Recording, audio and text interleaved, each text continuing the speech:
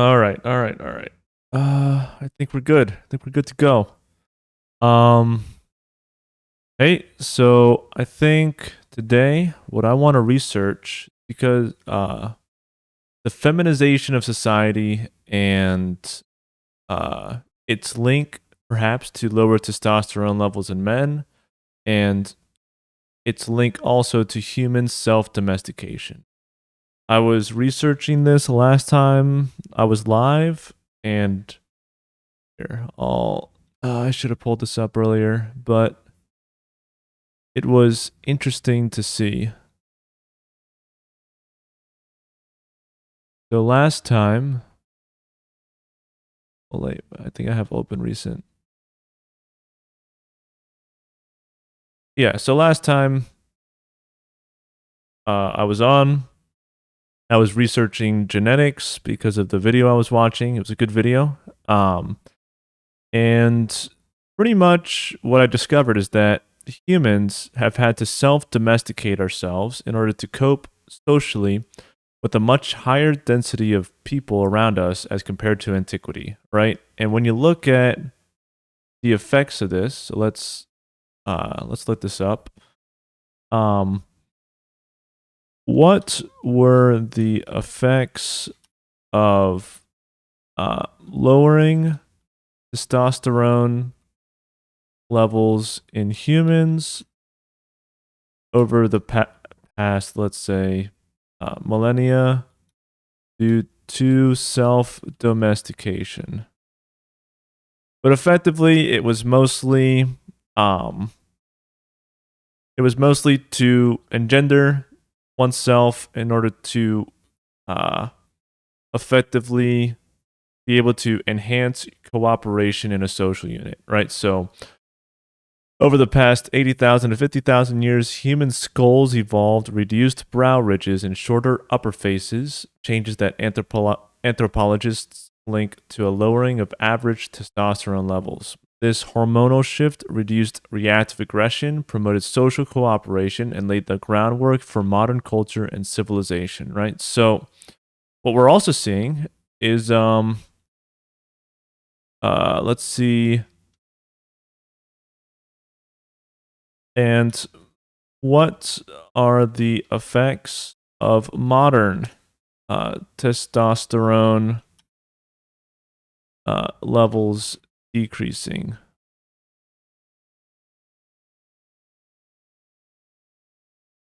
Why does it seem more negative?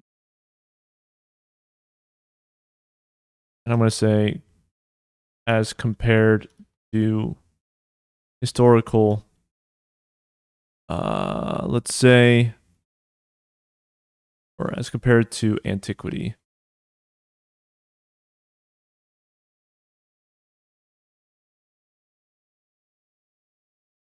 Right. So pretty much they're different. They're different. Um, one ancient hormonal shifts were an evolutionary adaptive success that built human civilization, and the modern decline is a rapid, non adaptive public health crisis caused by systemic environmental mismatch.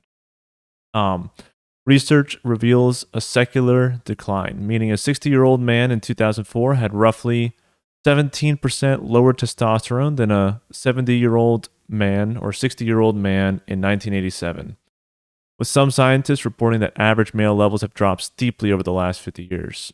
So, yeah, uh, the distinct mechanisms, health outcomes, and social societal consequences between the two eras showcase how the current trend poses an entirely different challenge to human biology.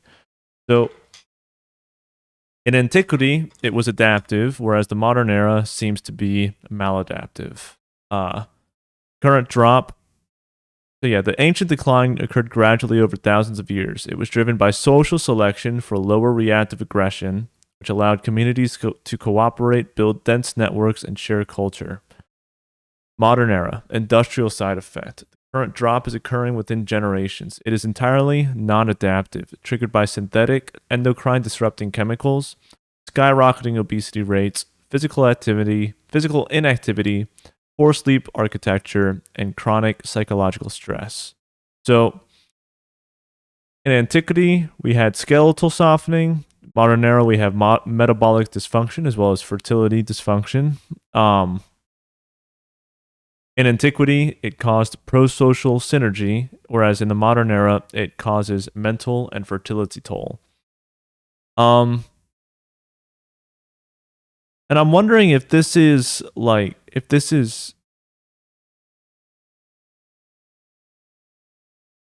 it's actually the case that, hmm, I'm wondering if today's society is also going to effectively select for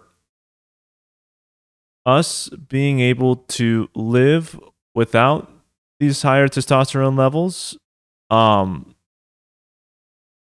and if we're going to wind up seeing more pro-social behavior from men with the given testosterone decreases.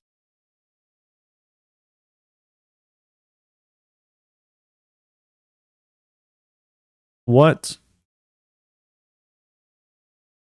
Okay, so I'm going to say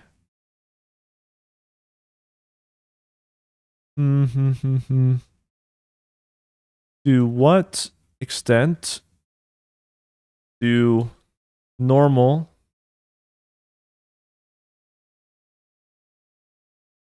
hmm because I have a feeling that even though testosterone is declining precipitously in the modern day, it's almost a continuation of antiquity, right? I don't know if there was ever in the past 100,000 years a uh, a trend of us actually increasing in testosterone. I think over the course of the past several centuries or millennia, testosterone levels have been decreasing. And I wonder if this is just going to be another, like an accelerant to self domestication in humans.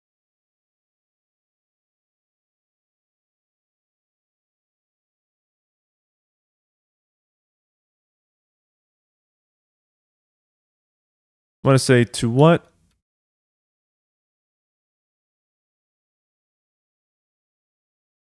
Uh,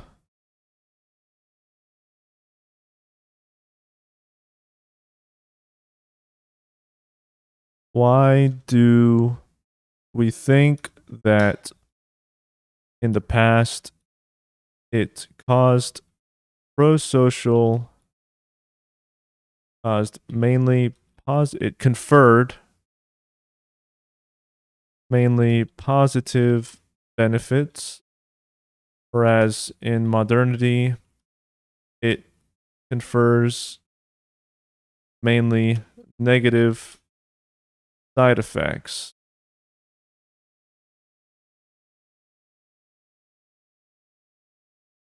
I'd assume that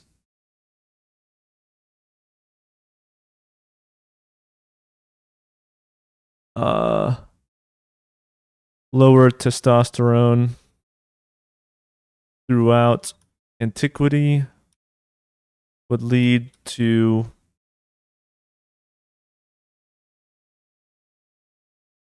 similar behavior changes as today and confer greater pro social behavior as well, or at least further self domestication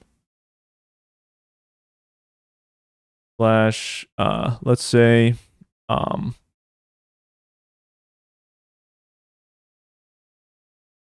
compliant behavior.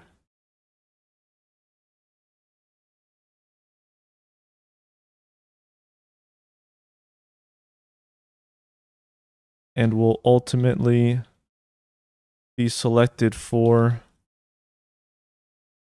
in generations to come.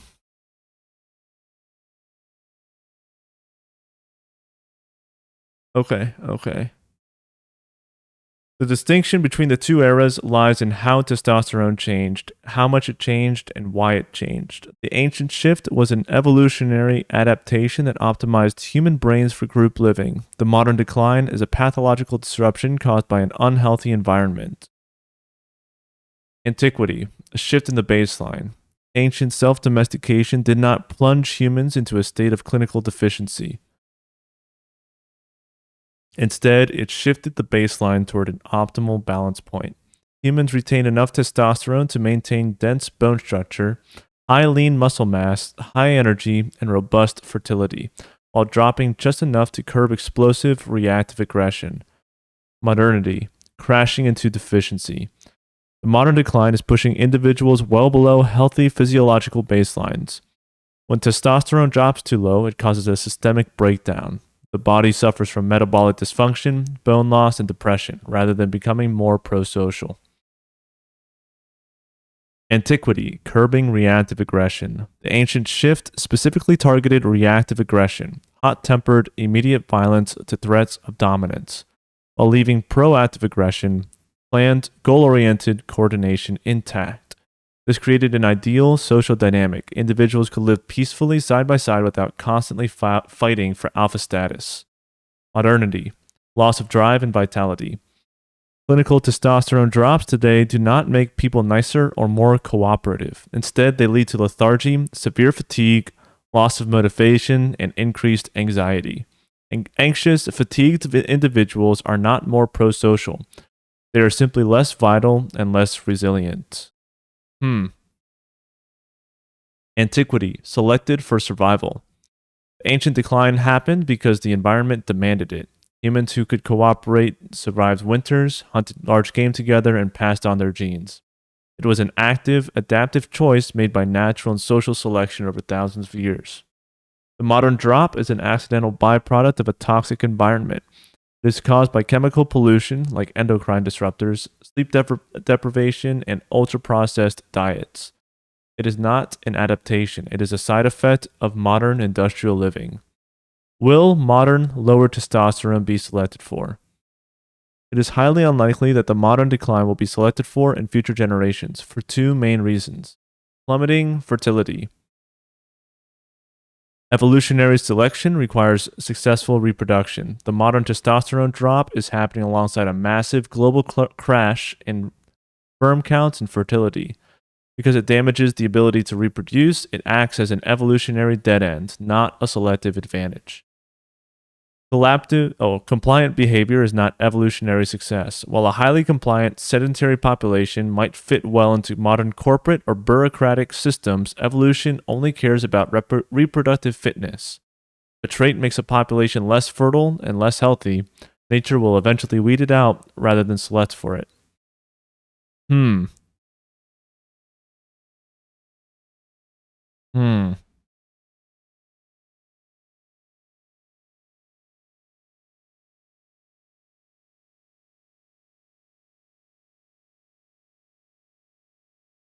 I'm going to say, why would dropping fertility in antiquity not also, let's say, dropping testosterone levels, why would these arguments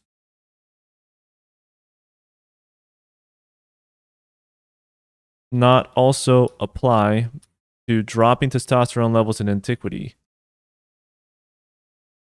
Wouldn't they also not be as fertile? And the logic also apply to them? Yet they won out in the end.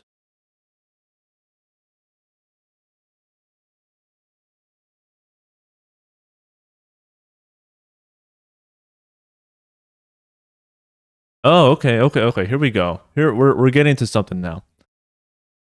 Your intuition is completely logical. If lowering testosterone hurts fertility today, it should have hurt fertility 50,000 years ago, creating an evolutionary dead end. However, the reason the ancient shift succeeded while the modern one struggles comes down to a crucial biological distinction. The ancient shift was an evolution of the hormone's receptors, not a systemic shutdown of the hormone's production. The arguments do not apply equally to both eras because of three fundamental differences in how the body handles the hormones. Receptors versus total depletion. Antiquity, fewer receptors in the face and brain. Anthropological skull data shows that ancient humans didn't necessarily have less testosterone circulating in their blood. Instead, we evolved fewer or less sensitive androgen receptors in specific target areas like the skull and the amygdala, brain's emotional threat center. This lowered reactive aggression and changed facial structure without lowering the massive concentration of testosterone inside the testes required to make healthy sperm. Interesting. Okay. We evolved fewer and less sensitive androgen receptors. Interesting. Okay, in modernity, a total production shutdown. Today, environmental toxins, metabolic dysfunction, and sleep debt cause a systemic failure at the source. The pituitary gland stops signaling the testes to produce testosterone.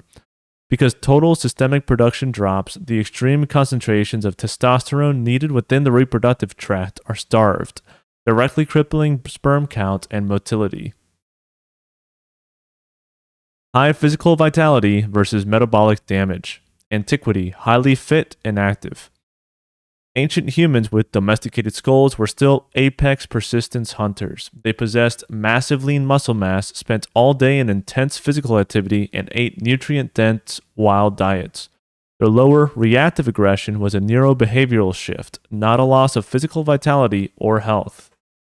Modernity, the metabolic trap. Modern low testosterone is tightly intertwined with metabolic syndrome, insulin resistance, and visceral obesity.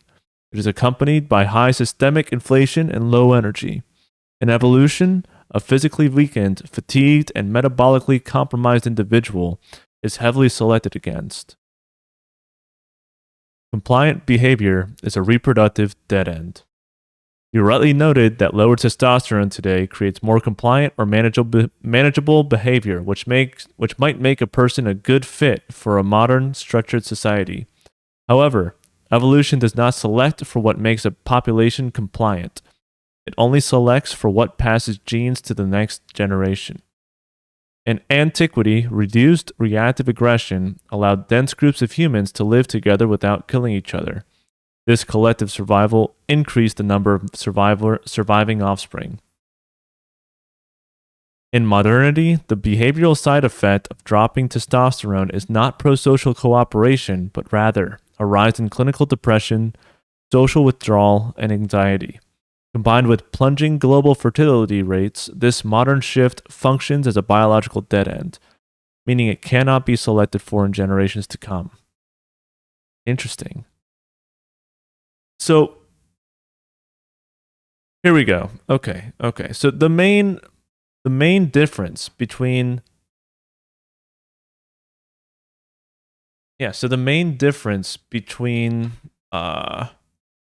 antiquity and self-domestication and modernity with plummeting testosterone rates is that in antiquity, there's no evidence to suggest that the total amount of testosterone actually changed. It's more like there were fewer and less sensitive receptors in specific areas that changed. So there were fewer of them. So in modernity, there's now a total production shutdown. So that leads to falling fertility. What does this say?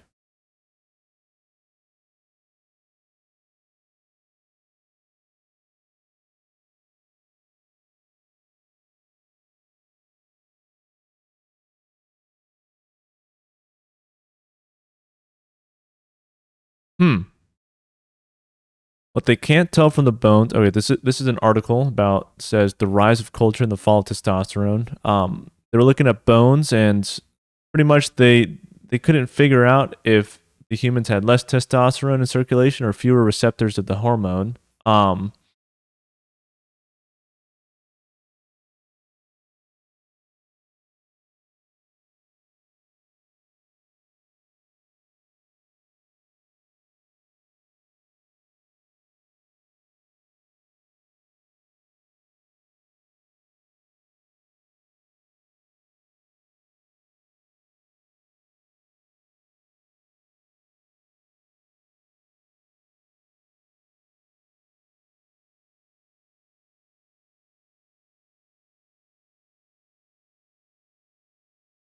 Okay, I'm going to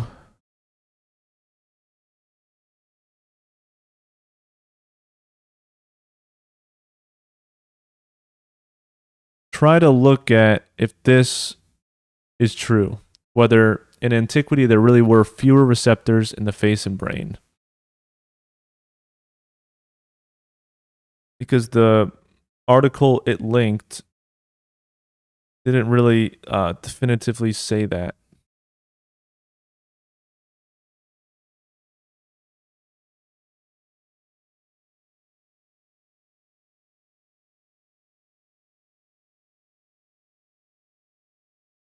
What is the definitive evidence?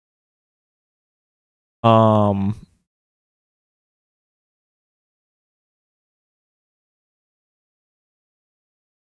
in antiquity it was the evolution of the androgen receptors in certain areas as opposed to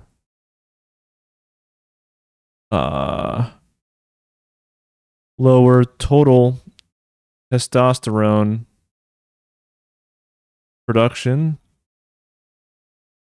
that ultimately led to self domestication. Well, let's say led to the modern human.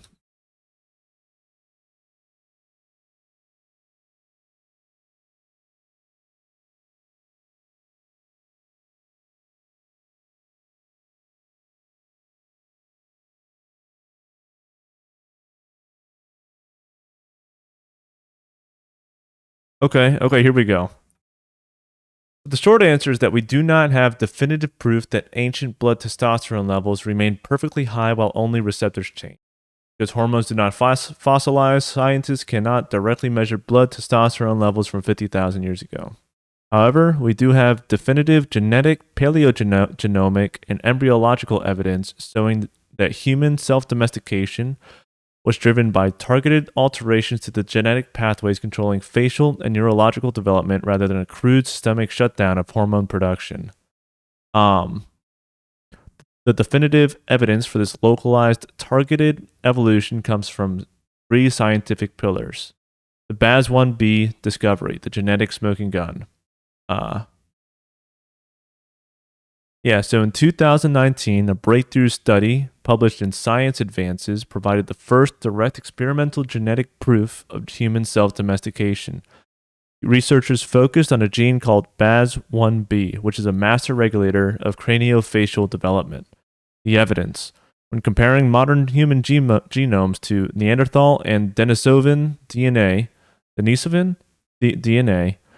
scientists found that the genetic networks regulated by BAS1B accumulated a high frequency of mutations unique to modern humans. The takeaway: BAS1B dictates how sensitive facial tissues are to developmental signals. Our faces became smaller, flatter, and more gracile. Gracile, what a word. What is gracile?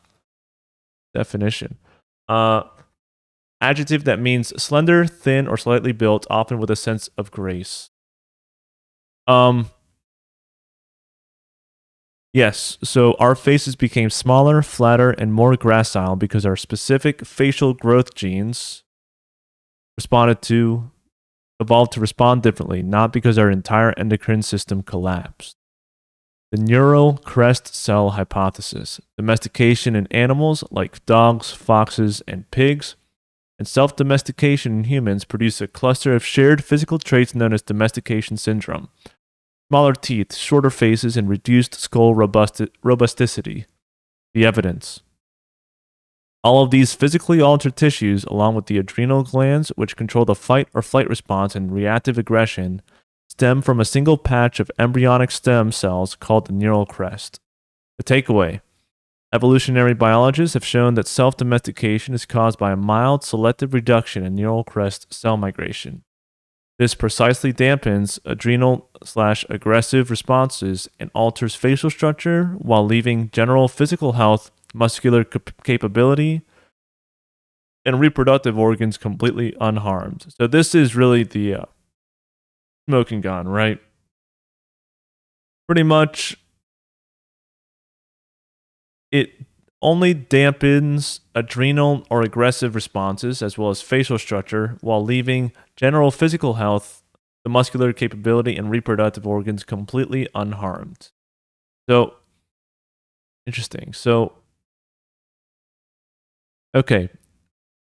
Pretty much what it's saying is that the mechanisms by which testosterone effectiveness declined over the past several thousand years is mainly due to certain areas of the brain that simply became less receptive or less sensitive to testosterone, whereas in current days, simply total levels of testosterone is collapsing. So back in the day, that meant that the certain behaviors regulated by testosterone changed, which allowed us to be more pro-social, whereas our physical fitness, our fertility remained the same.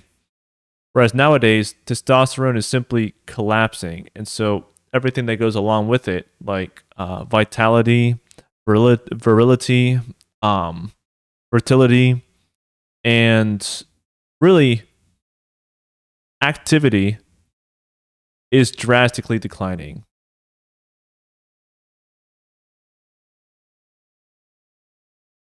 Yeah. And so we also have paleontological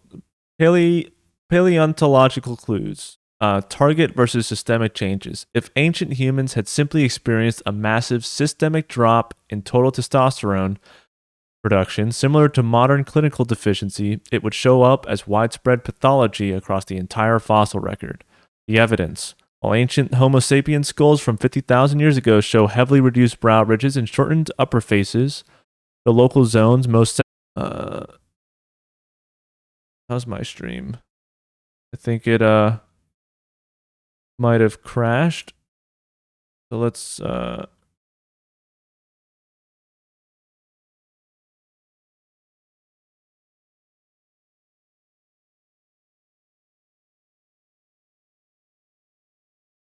I have to be.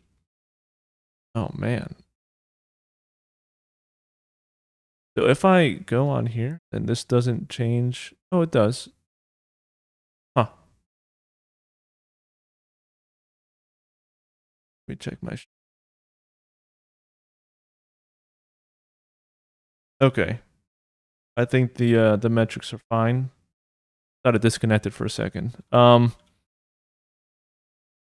Okay. Anyway, interesting. Okay, so I guess what that means is that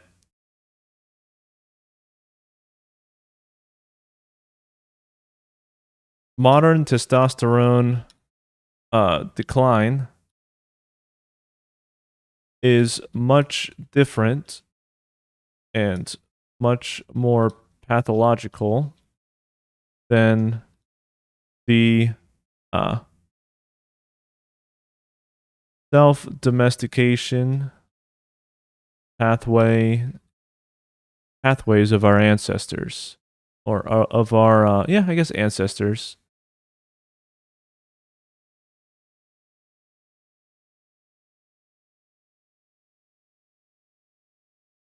Interesting.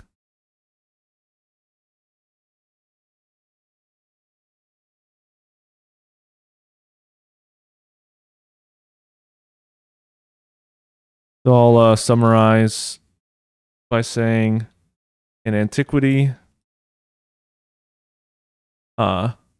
only certain testosterone uh, uh, receptors in areas like amygdala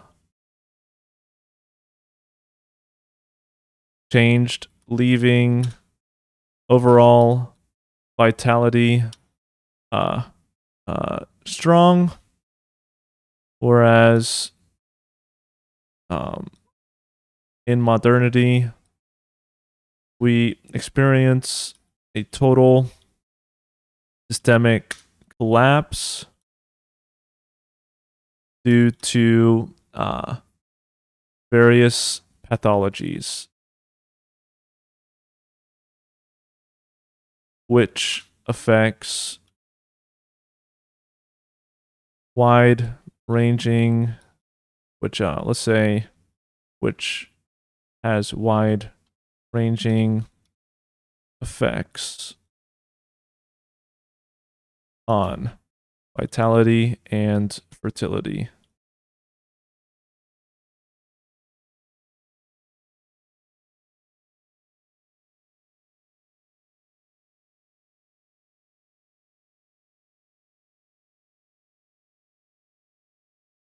Interesting. Oh, whoops.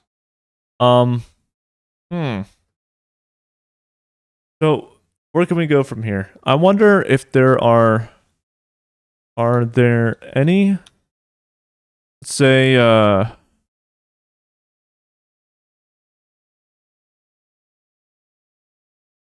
there any studies into seeing if there are more resistant, there are genes which confer higher resistance to modern endocrine, let's say, inhibitors, or are all humans equally affected by the environment in modernity?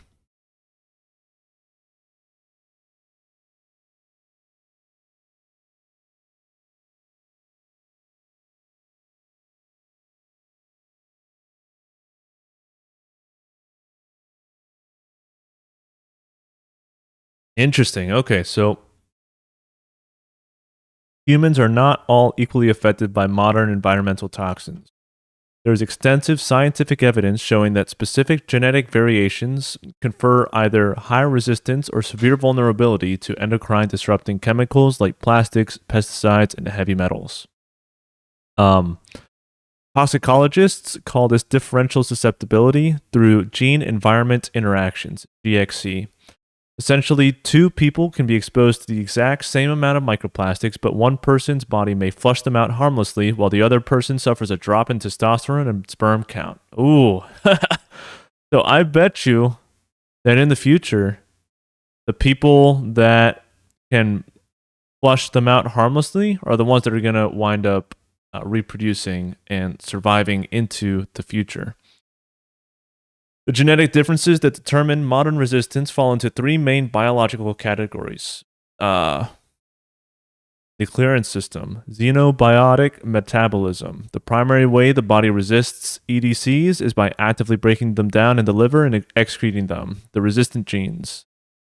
Genes in the cytochrome P450 family, such as KIP1A2, KIP2C19, and KIP2E1, and the glutathione S transferase family, like Gestapo 1? No, GSTP1, produce liver enzymes that detoxify foreign chemicals. How it works. Individuals with highly efficient, fast metabolizing variants of these genes can break down bisphenols, BPAs, and phthalates incredibly fast. Individuals with slow metabolizing variants retain these chemicals in their bloodstreams much longer, giving the toxins more time to bind to tissues and suppress testosterone production. Receptor binding inequity. EDCs cause damage by acting as hormone mimics. They bind to your body's natural estrogen or androgen receptors, hijacking or blocking normal signals. A landmark study published in Science Daily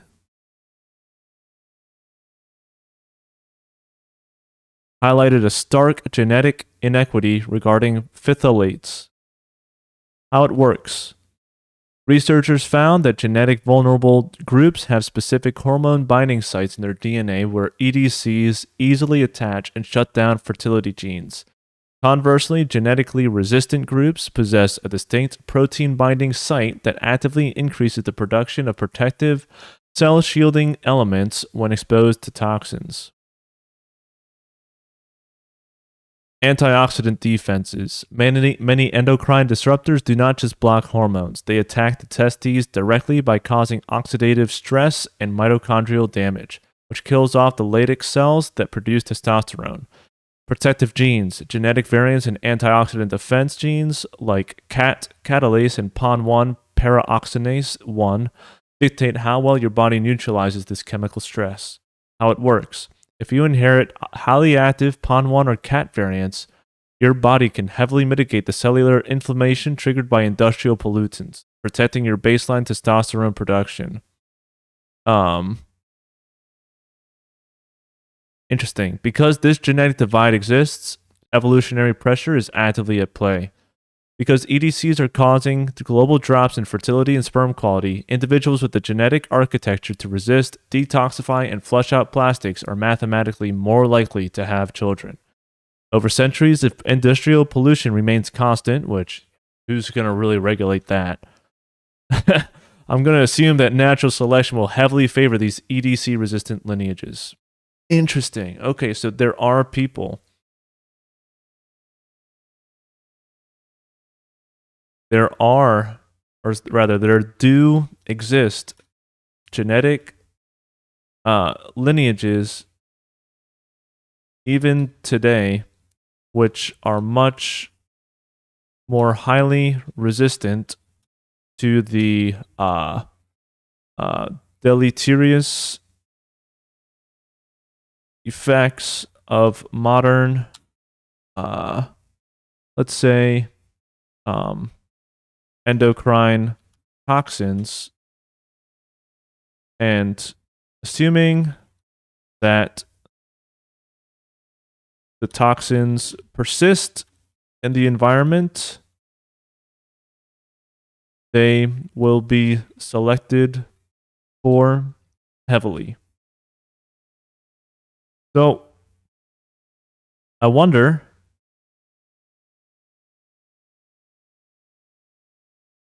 which populations in the world are more likely to have these biomarkers or these genetic, let's say, defenses, and which are most exposed.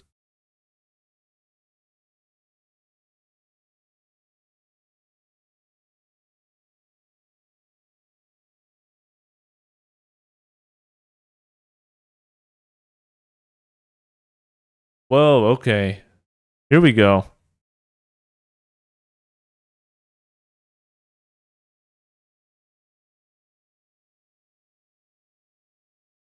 Okay. When mapping out how the modern endocrine crisis affects different people, toxicologists evaluate two separate axes: genetic defenses, who has the biological toolkit to flush out toxins, and environmental exposure. I'm only going to assume that environmental exposure is going to increase over time. It's not going to decrease. The cruel irony of modern toxicology is that the populations globally most exposed to these chemicals are often the ones least genetically equipped to detoxify them, creating an amplified public health risk. Part 1. Who has the best genetic defenses? Genetic resistance varies globally due to historical adaptations, ancestral diets, and geographic evolution. The main defenses rely on liver detoxification enzymes, the clearance kings, fast xenobiotic clearance, KIP1A2. This gene creates a vital liver enzyme that breaks down modern industrial chemicals, complex hydrocarbons, and plastics. Most protected. Caucasian populations of European descent carry the highest frequencies of the fast metabolizing version of this gene. That's crazy. Least protected. East Asian and African populations are statistically much more likely to carry slow metabolizing slow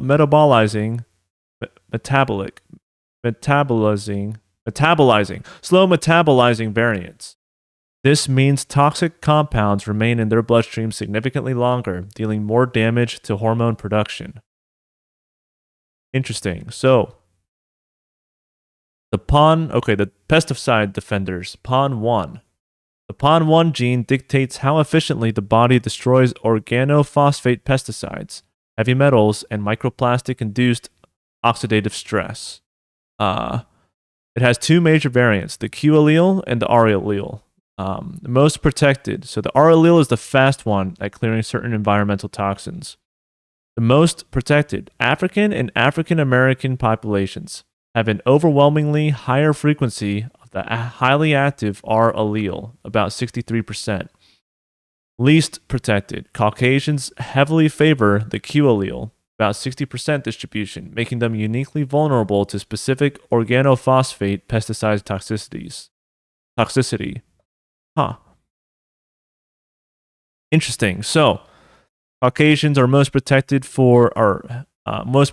from this gene in order to break down modern industrial chemicals, and the African and African American populations are the ones most protected against pesticides.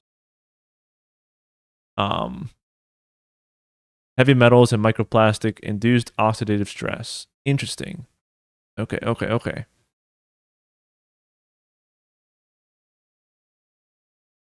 Yeah, so part 2. Who experiences the most exposure? While genetics are dictated by ancestry, exposure is dictated entirely by global economics, geography, and systemic socioeconomic disparities. So, in low socioeconomic, industrialized, or recently industrialized areas, you have high endocrine disruptor or endocrine toxic burden like plastics, PFAs, and pesticides, whereas if you have the genetically slow detoxifying variants, you have severe systemic testosterone loss. So pretty much, if you have the high EDC burden and genetically predisposed to the slow detoxifying variants, then you're going to face severe systemic testosterone loss. And that's going to severely affect your capacity to procreate. So, in developed nations like the United States, exposure is deeply split along racial and socioeconomic lines. So, peer-reviewed data highlights that African Americans, Latinos, and low-income individuals show significantly higher urinary and blood concentrations of phthalates, BPAs, and industrial air pollution. The cause: this is driven by proximity to industrial manufacturing, plastic-heavy processed food deserts, and poor local water infrastructure. In the global south, in rapidly industrializing nations, the global decline in reproductive health is no longer a Western phenomenon. It has aggressively expanded. The reality: major fertility studies show that the steepest drops in sperm counts are now occurring across Asia, Africa, and South America. These are caused by lax environmental regulations. It means that billions of people in these regions live near unregulated plastic processing, heavily sprayed agricultural zones, and rivers polluted with untreated chemical runoff. So, interesting. And also indigenous Arctic communities. So, Because of global weather currents, the Arctic acts as a geographic sink for persistent organic pollutants, POPs, like PCBs and flame retardants. Um, yeah, so indigenous community like the Inuit of Greenland and northern Canada show some of the highest bodily concentrations of banned EDCs in the world. Yeah, so these toxins travel north via air currents, settle in the cold waters, bioaccumulate up the marine food chain, and heavily concentrate in the traditional whale and seal based diets of the locals. Damn. Yeah, so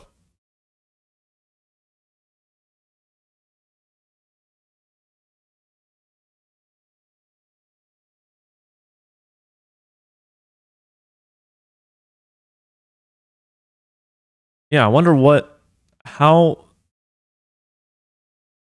how can you figure out your own detoxification gene profile? I assume you have to figure out your own genome. Yeah, you gotta secure your raw DNA data. Interesting. Services like 23andMe or Ancestry DNA are the most accessible options. Um, Interesting. So yeah, then you got to go through. Oh, whoops. So yeah, so there's a specific method in order to actually download your raw DNA data once you submit it to 23andMe or Ancestry DNA, and you can go and run the data through an interpretation engine, and you can you could then figure out what detox genes you may have or lack thereof. Super interesting. So yeah, I think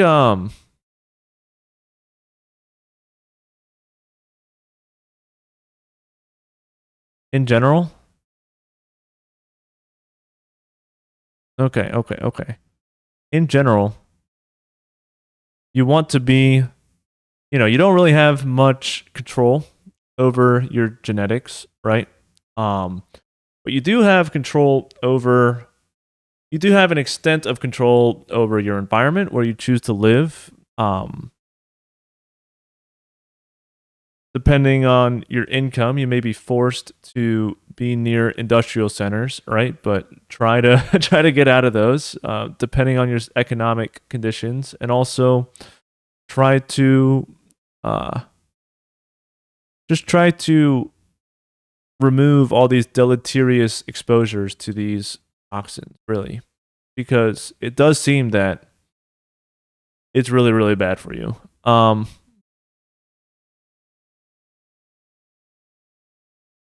What proactive steps can be done to lower exposure to these toxins slash all testosterone lowering uh, causes from the environment, from one's environment.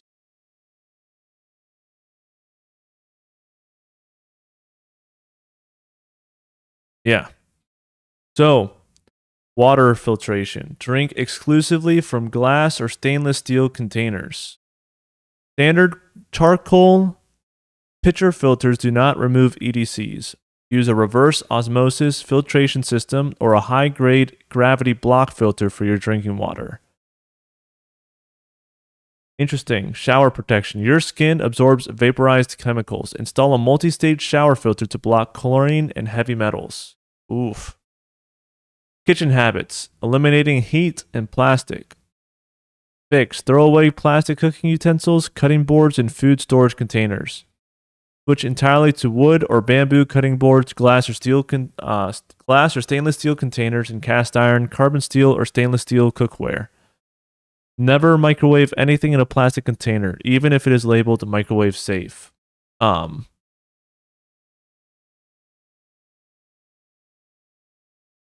Personal care. Switch to Soaps, shampoos, and deodorants that are explicitly labeled fragrance-free or scented only with pure essential oils. Avoid paraben-free labels that simply swap in other harmful synthetic chemicals.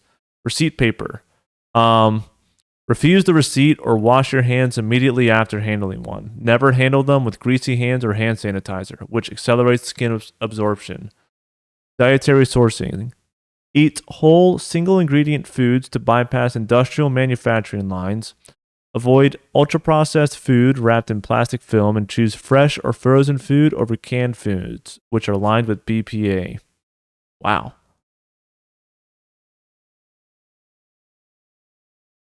Yeah, there we go. So you want to optimize your sleep, perform heavy resistance training, and manage your own body fat. So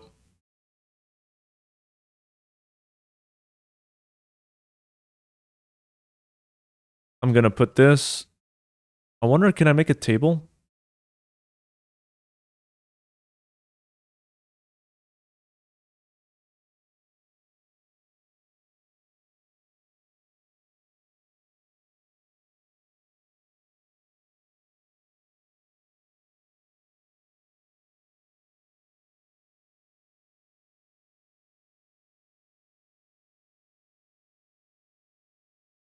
I wonder.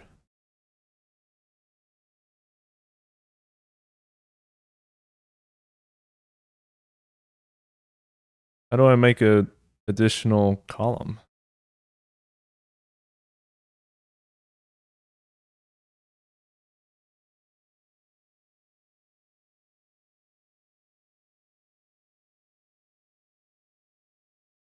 Anyway,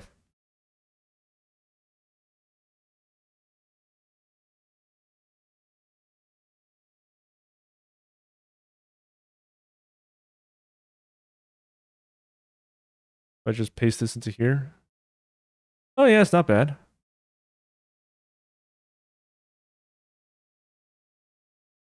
There we go. Okay.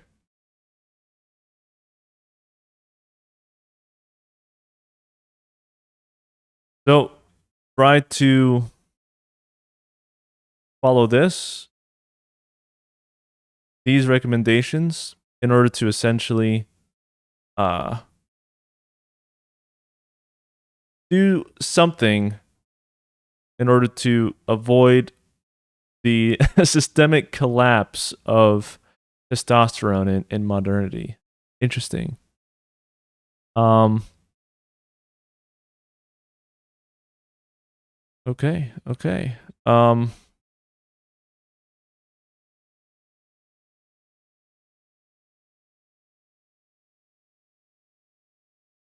Yeah, I'm gonna have to try to follow these recommendations in the future. Um. Wow. Reverse osmosis water, glass or steel bottles. I don't think I have. I have a 3-stage filter. On my water. Let me check exactly what I have. 1 second.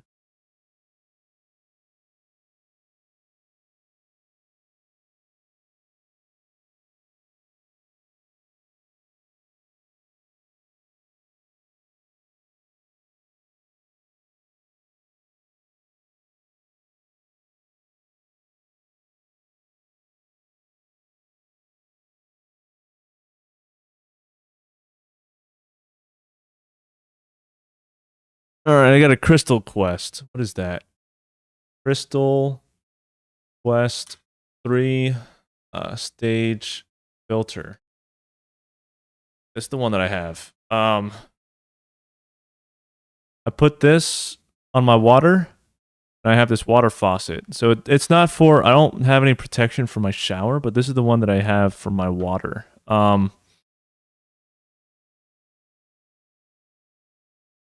I'm going to copy this, and then I'm going to,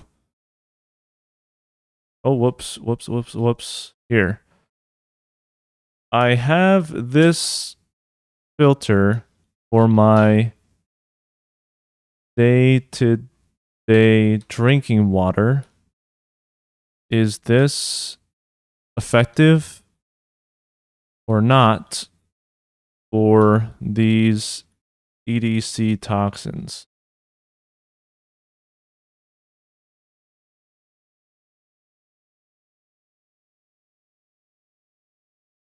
Oh, here we go.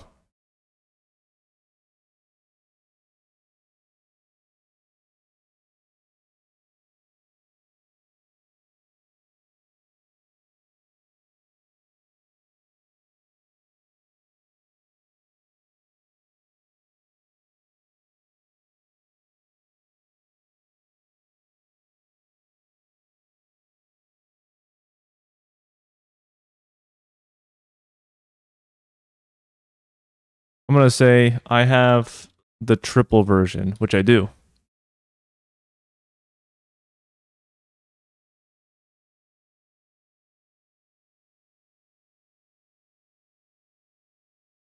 All right, there you go. So I'm going to say, uh, if you want a solution, I'm not being sponsored at all, but if you want a solution to your own, at least to some extent, at least to your water, your drinking water, I would recommend this filter. I personally use it, and apparently it's good for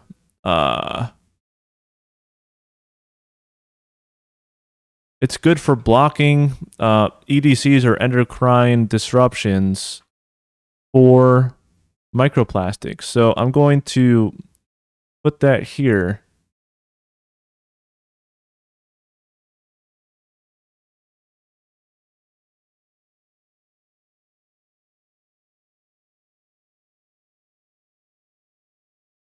Invest in a 3-stage Crystal Quest water filter. Triple version in order to, let's say, mitigate or reduce exposure to, let's say,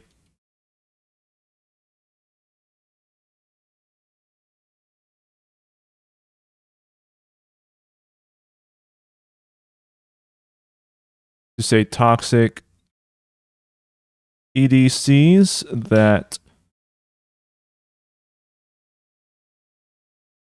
lower testosterone levels. Yeah, so my dad recommended me get this, and I have it. I've had it for a while, and I haven't updated it every year. I think I bought it like 4 years ago, and then I updated it 1 year ago, or maybe like 6 months ago. I think I wrote on it which one I like, what date I bought my latest one. So let me check. See this water? It came from that same filter. So yeah, I'm drinking the right water and glass container. No plastics. You gotta be aware.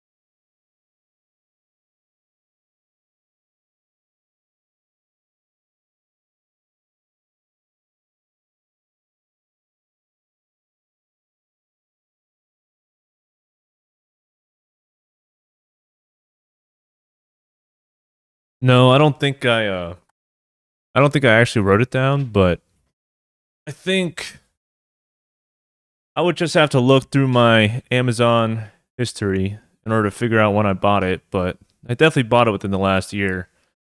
But yeah. So interesting. So Independent studies highlight that the vast majority of plastic particulates in modern tap water consist of nanoplastics, which measure under 1 micron. How to fix it? When it comes time to swap your cartridges, you can easily slide a Crystal Quest ceramic cartridge into one of your 3 undersink housings.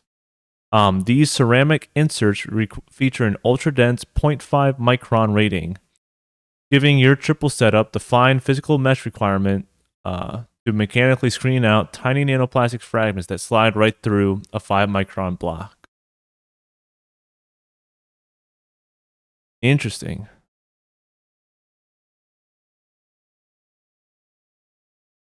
Yeah, so I don't know which one I have. Uh which one did I actually buy? It was this one. And which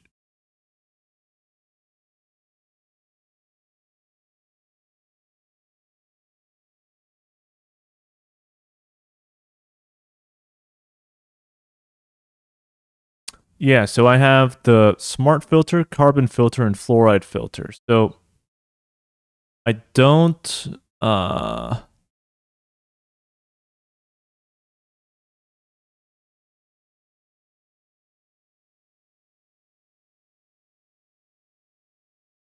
yeah, I don't actually have the right 0.5 micron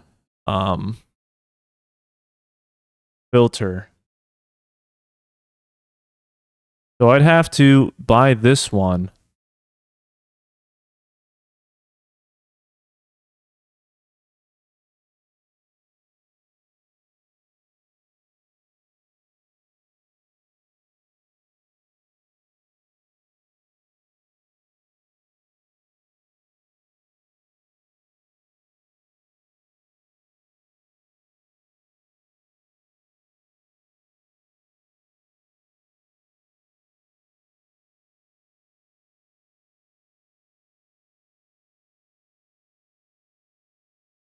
Hmm.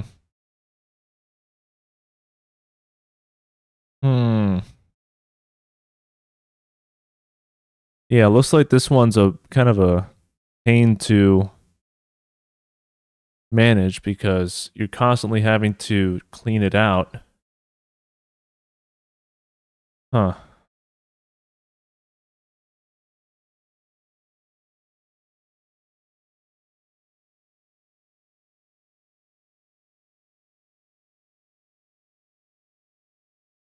So I'm gonna ask, what would be the ideal setup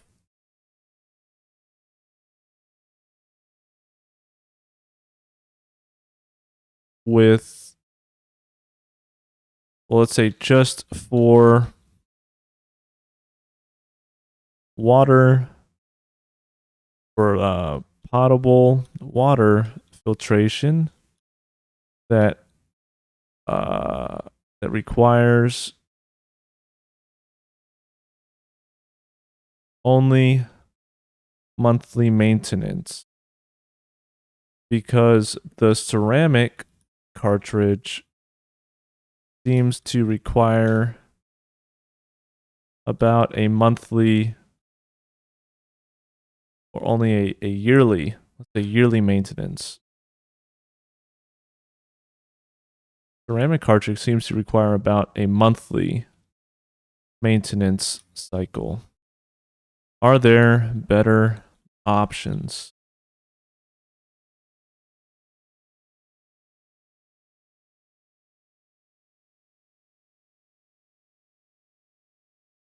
Here we go. Okay, the gold standard.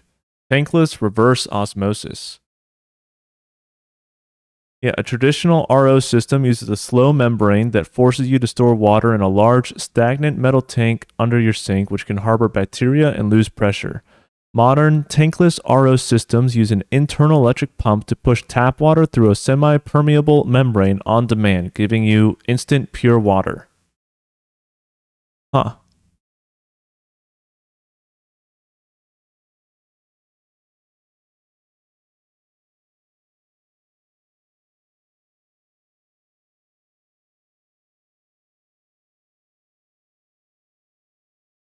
I wonder how much this costs. Water drop.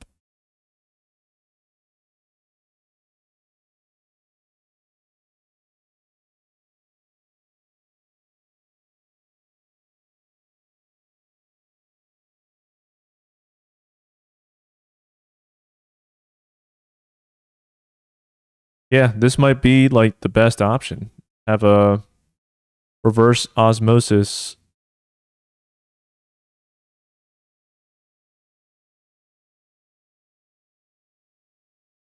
Yeah, like this is a 4 stage with a pump, but this is only $250. Whoa. Um,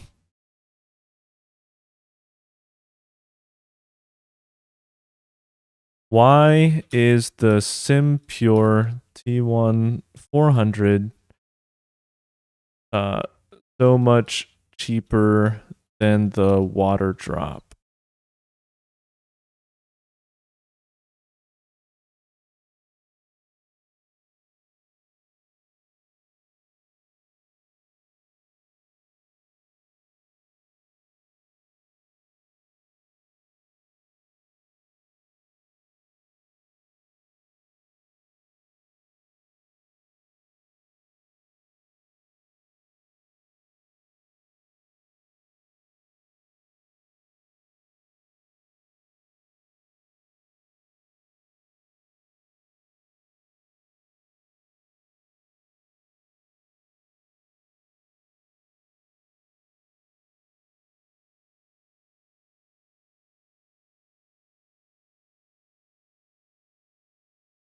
Huh.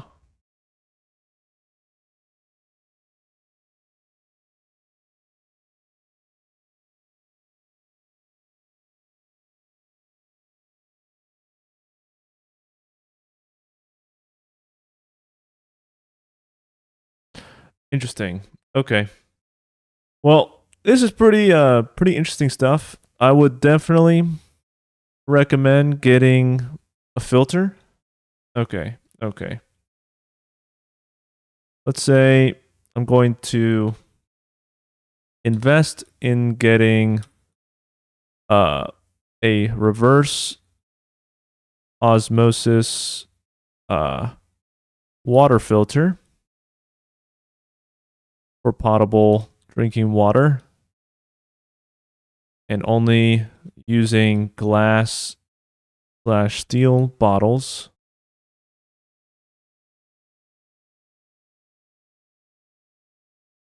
I think I understand enough. I don't need to read these, but okay, okay. Okay, second. How would you how would one what would the setup be for showers? That requires so much more flow, I'd imagine.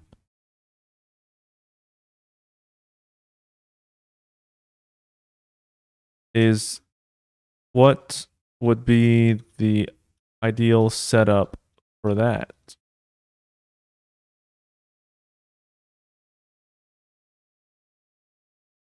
Yeah, you need around 2 gallons per minute. It's moving incredibly fast. So here we go. The ultimate setup: whole house ultrafiltration and carbon system. Um, yeah. So here you pair a massive kinetic degradation fluxion and catalytic granular activated carbon tank with a hollow fiber ultrafiltration membrane. Dang. So that's for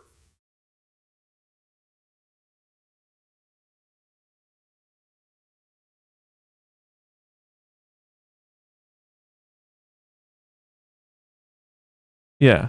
So if you're in an apartment or rent and you don't want to alter the home's main plumbing, you have to um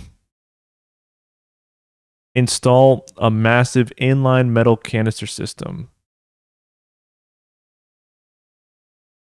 Yeah, these systems are heavy metallic canisters that mount directly between your wall pipe and your existing shower head arm. Here we go.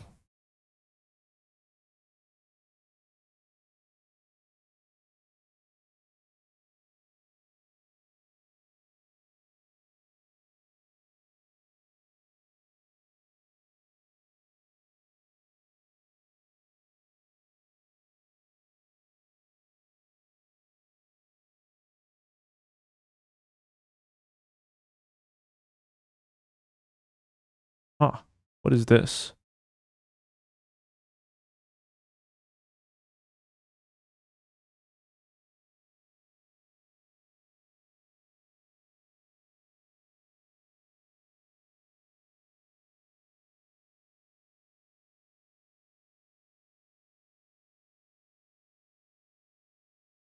Whole house PFAS water filter. Dang.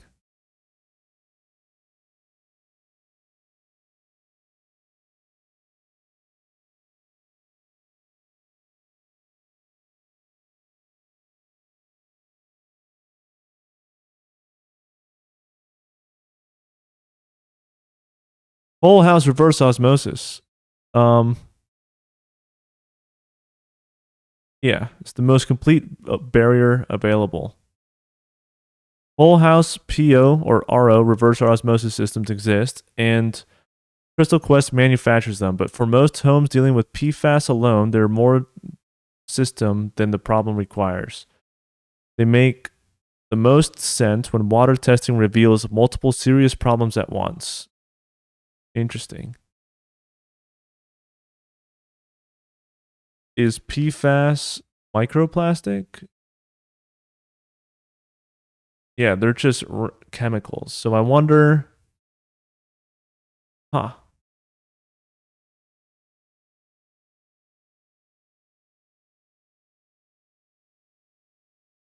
What is this?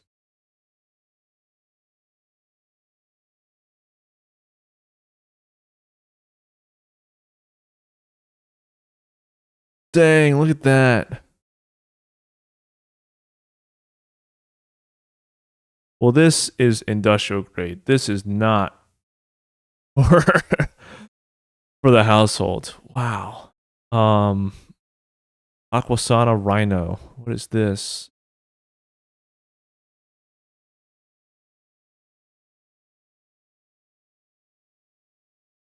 Okay, this seems like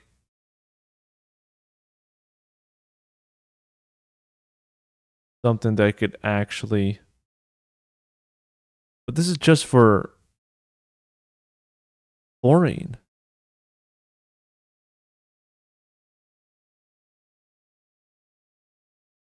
These. Hmm. Well, you'd have to go look to see how best to manage. How best to manage whole house systems, whether you need it or not, especially with microplastics, right? But at least for drinking water, this seems to be like a pretty decent option of just getting a reverse osmosis water filter. So that way, your testosterone levels can remain a little elevated. Man, I think I've got Teflon pans. I think I might need to switch on over to like stainless steel. I also gotta figure out my fragrance free or essential oil based products. I think I use synthetic and scented body wash. Hmm. And recently I've been meal prepping and I haven't been eating out much. And I use like pretty simple ingredients like lentils, brown rice, uh, onions. What else? Like chicken, asparagus, right? They're not really wrapped up. Well, the beans are. The beans are wrapped up in plastic bags. I'm gonna ask about that.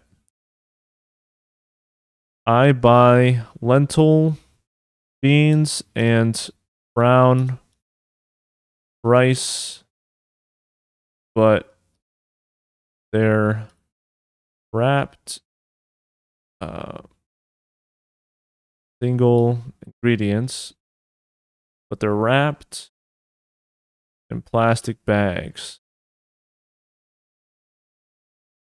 Should I be worrying about that?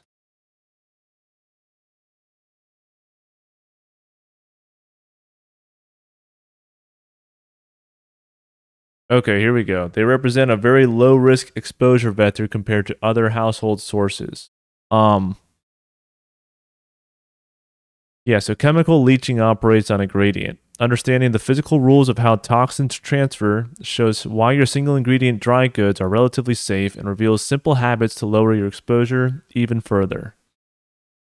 Why dry grains in plastic are low risk.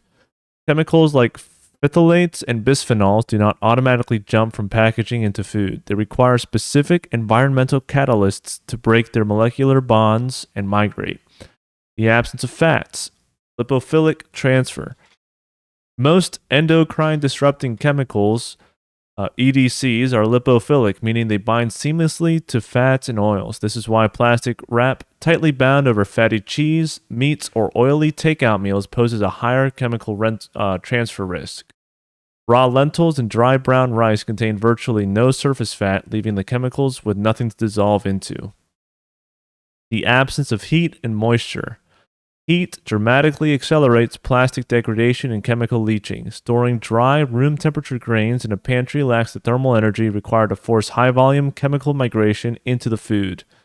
The absence of acidity. Highly acidic or basic environments, like tomato sauce or vinegar stored in plastic, eat away at plasticizers.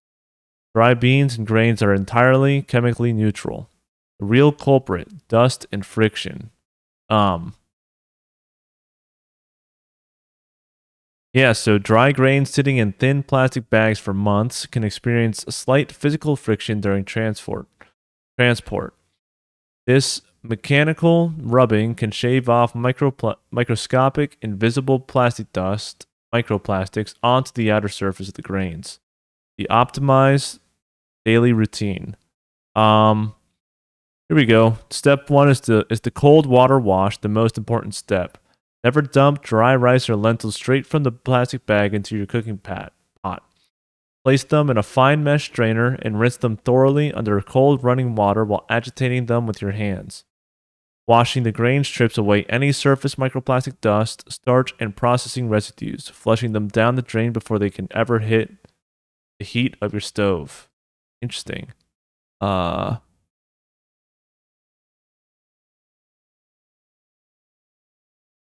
yeah. So immediate glass decanting. Yeah, so this just once you're done rinsing it, you transfer it into glass jars or stainless steel containers once you bring them home. So don't leave them in plastic bags. Interesting. Interesting stuff. Okay.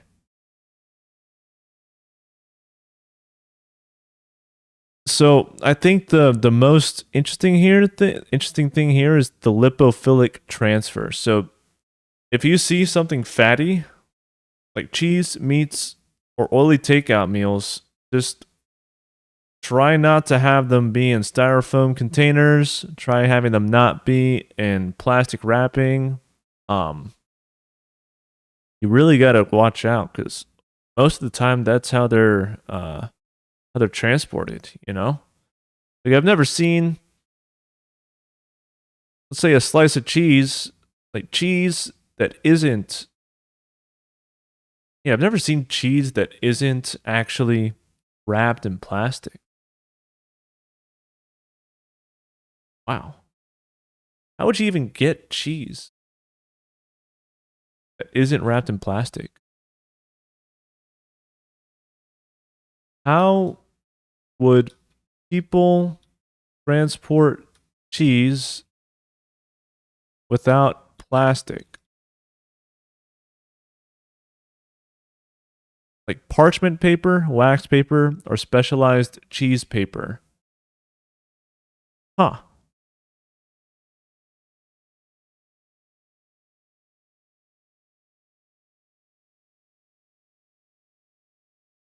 What does that look like?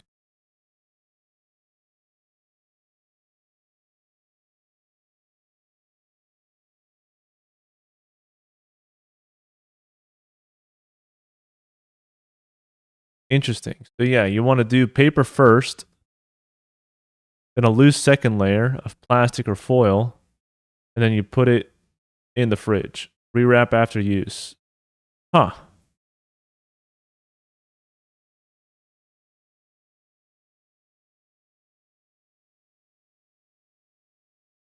Where can you buy cheese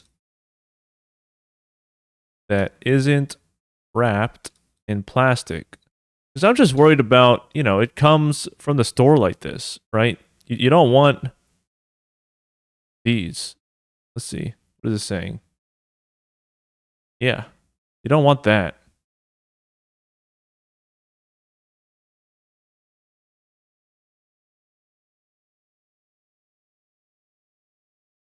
Yeah, like this. This is covered in this is wrapped in plastic. What?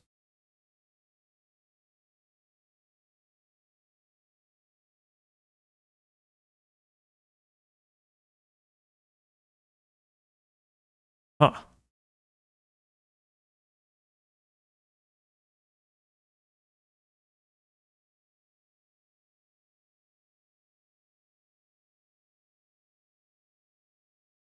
So yeah, I guess you got to go and ask supermarket deli counters.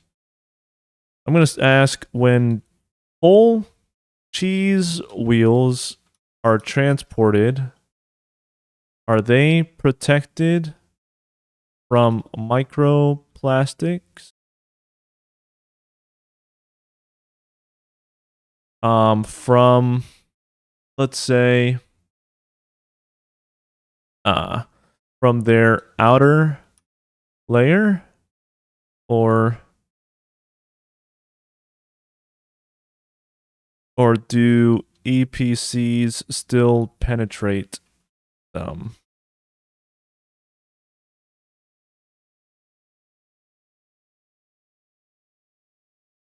Okay, yeah, so whole cheese wheels are significantly more protected from microplastics during transport than pre-cut retail blocks, but they are not entirely immune.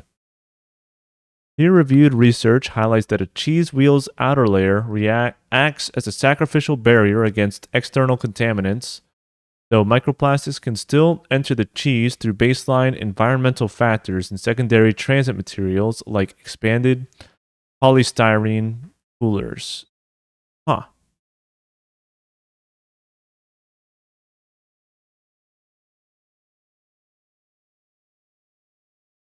Yeah, okay, so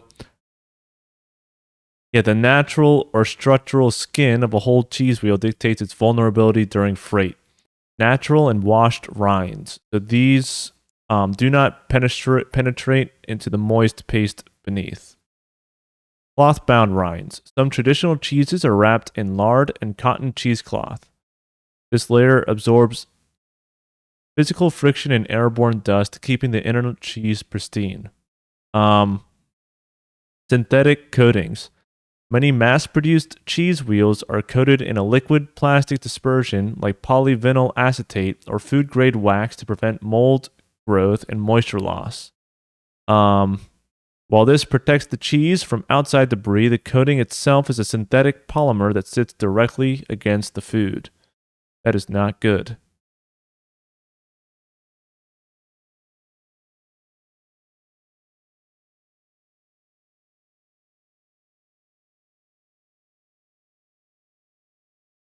Yeah, the ultimate safeguard, trimming the rind. Because a cheese wheel's outer layer absorbs the brunt of transport friction, environmental dust, and packaging contact, cheesemongers utilize a simple safety measure. They slice it off. When a specialty shop cuts into a new wheel, the cheesemonger will scrape or trim away the exterior faces that were exposed during freight. Because microplastics cannot easily travel through a dense, solid block of cheese, removing the outer few millimeters effectively eliminates the vast majority of transport-related contamination. Huh.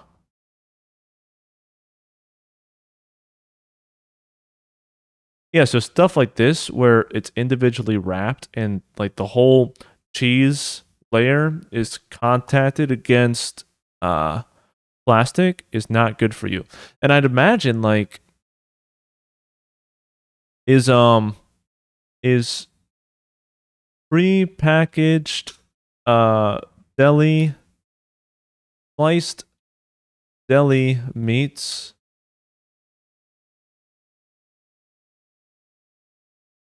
heavily contaminated with EPCs because they're in plastic containers.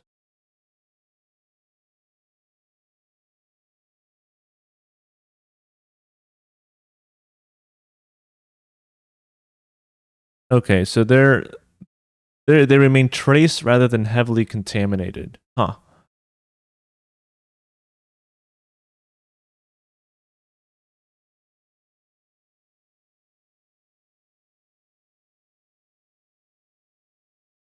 Interesting stuff.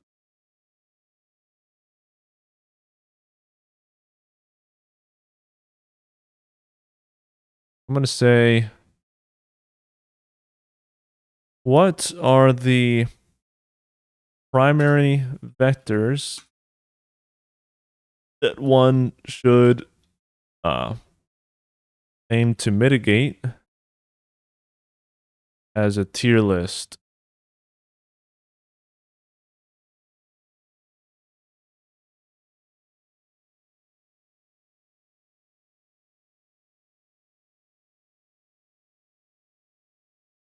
Okay, yeah, here we go. So S tier, the systemic destroyers, maximum damage. Visceral body fat and physical inactivity, chronic sleep debt, and heated plastics and canned food linings. So, avoid canned foods. Don't heat anything in a plastic. Yeah, so boil and bag meals, microwaving Tupperware, and drinking from hot plastic water bottles. Canned foods are equally risky because their internal metal walls are lined with pure epoxy bisphenol resins that leach directly into food over months of self-storage. A tier, the daily accumulators, unfiltered drinking water. You want to get out PFAS, microplastics, pesticide runoff, and industrial waste. That's for drinking water. Vaporized shower steam and skin absorption, and thermal cash register receipts. Yeah. Do not touch the cash register receipts. Okay. And also, if you have hand sanitizer or skin grease on your hands, absorption through the skin increases up to 100-fold. Yeah, so don't ever touch receipts. And try to figure out a filter for your drinking water that should be manageable. With shower steam and skin absorption, you're gonna have to figure out how to filter these in your own household. Because apparently the volatile chemical compounds like chlorine and industrial solvents vaporize into gaseous steam. You inhale them directly into your lungs, bypassing the liver's protective filtration systems and entering your bloodstream instantaneously. So yeah, these three you have to be aware of. B tier, structural traps, moderate risk. Change out synthetic fragrances and personal care products for natural ones. And non-stick Teflon cookware. Yeah, so I'm probably gonna have to get new cookware and find new personal care products because it's not good for you. I'm also never gonna freaking touch a cash register receipt again, and I'm gonna have to figure out this how to filter shower steam. I think Like I've noticed that my shower water is kind of like slippery, and I think that's a sign of chlorine. It's like the pool, you know. Um, Physical inactivity. Like I play soccer a couple times a week, but I don't do any um resistance training. So that's something that you gotta. I probably have to incorporate into my plan. I don't know. I just don't like it that much, but I know it's good for me. I don't have visceral body fat, so I'm not worried about that. I also don't have chronic sleep debt. I really try not to heat up like I have these glass containers. I call them Tupperware, but they're not plastic. They're glass with like a they have a plastic top, but I always take the plastic top off before I put it in the microwave and heat it up. Um I used to eat a ton of canned food when I was growing up. Oh man, I love those chunky soups, but I just can't be eating them that much. Yeah, like I also like to buy those what is it? The canned tuna? No, the olives. I like the olives with the tuna in it. So wait. So I also wonder, oh man, so canned tuna is probably really bad for you too. How bad is canned tuna for you with regards to EDCs?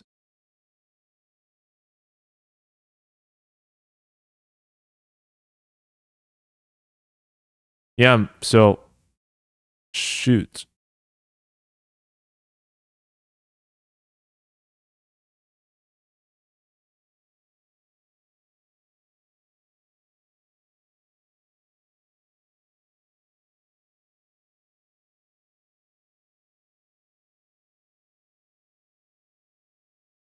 Yeah, like I always like to buy the canned tuna, but apparently that's just bad for you. Hmm. Hmm. Okay. Another thing. Another vector. Just don't buy canned shit. Just don't do it. Buy things that are fresh, things that aren't constantly either being packaged in a can or packaged in plastic. Man, but I also like those uh frozen vegetables they have. How much of a risk is frozen vegetables in regards to EDCs if plastic bagged?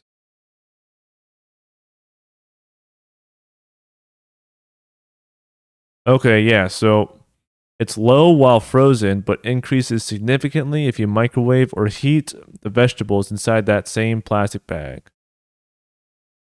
Yeah, you don't want to be steaming it inside the bag. That's not good for you. Um, yeah, so choose brands utilizing paper-based or easily transferable packaging if you want to bypass plastics entirely. Yeah, so pretty much getting fresh vegetables from the produce section, not from the what is it, the freezer aisle. It's probably better for you. Non-stick cookware.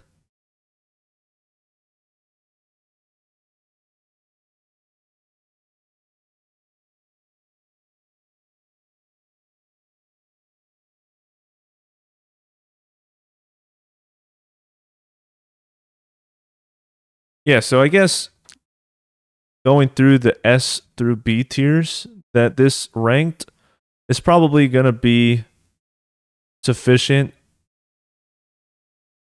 in order to actually uh, improve your life, I think, to effectively mitigate your exposure to all these toxins. Um, Yeah, canned food lining. So just avoid canned food. All right, so yeah, no canned food. Just don't buy it. Um, and don't ever heat anything in plastic. Uh, yeah. So like, I guess what it's saying is don't worry. Like this is C tier is still not good for you, but you know, don't don't worry about dry ingredients wrapped in plastic. Um, Vegetables aren't really dry ingredients, but they're not like very fat. They don't have a lot of fat to them. And I would also worry about fatty things that are wrapped in plastic, like individually wrapped cheese.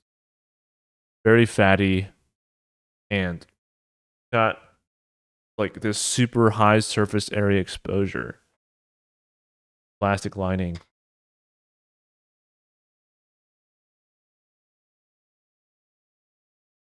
Yeah. Okay. This is super interesting. But I think I've got a better idea as to why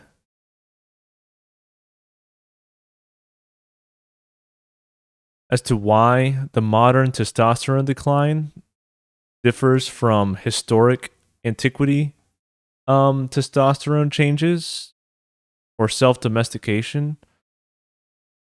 That was a much more targeted evolutionary path as opposed to much more modern uh, environmental disruptors, EDCs. But it's interesting that there are some populations that are more highly resistant to it, but at the end of the day, everyone has actions available to them in order to mitigate one's exposure to these deleterious toxins. So, no matter what sort of conditions that you're in, you could always do something in order to mitigate one's exposure to these things. It's preventative uh, care for one's own situation. And even if you're one of the lucky few that have great genes for processing and filtrating these toxins, you also have to be aware that a lot of these, well, sometimes these toxins can come in that entirely bypass the liver, right? Like the shower with gaseous vapors that are toxic to you because of all the chlorine in the water, and it just goes directly into your bloodstream from the lungs. Also, synthetic colognes and scented body wash, right? Those are going from your skin into your body, into the tissues themselves. So you got to be aware of that. Yeah, yeah, I'd have to research more into how to effectively get a shower filter. But I think my undersink filter is okay for the most part. Um, I would have to invest into a reverse osmosis filter in order to really uh get the sub micrometer particulates out of it, but what I got it seems to be fine up to like 5 micrometers. But yeah, the shower filter, I got no protection from that right now. Yeah, but yeah, so just don't be obese, get good sleep. Uh, try to do resistance training. That'll fix apparently 50% of the hormonal drain.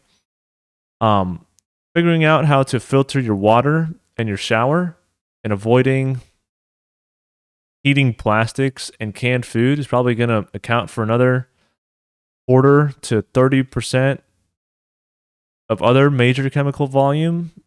And then this one, once you start getting into B tier, it's starting, diminishing returns. But I think these two things everyone should be trying to do, like the under sink and the shower filters, as well as avoiding certain things like heated plastics, canned food linings, like and plastics touching high fat foods is going to be good for you.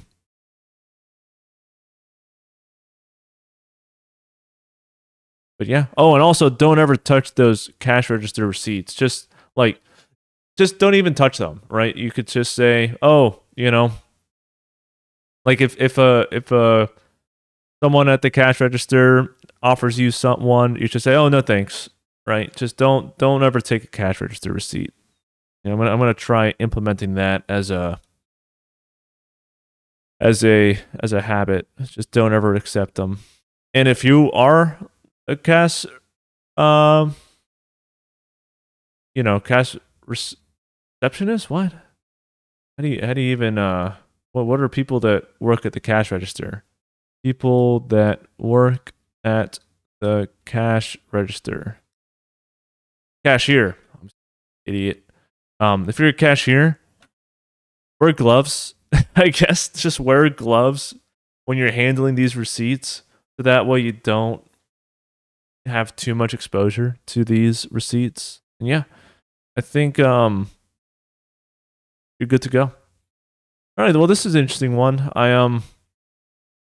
don't know. This was a good one. I learned a lot, and I have actionable items in order to actually improve my own health situation. So it's interesting. Today we weren't reacting to a video. It was mostly just me researching stuff. I'm glad that I figured out the difference between historical self domestication in humans, or and the modern testosterone decline.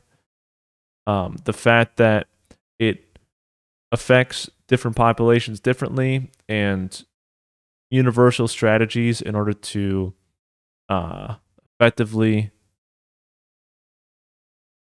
uh, mitigate the risks. So, oh, and this doesn't include. Yeah, this one doesn't include active uh, physical inactivity and chronic sleep debt, but that's okay. Anyway, I think that's it. I'm gonna go. Thanks for watching.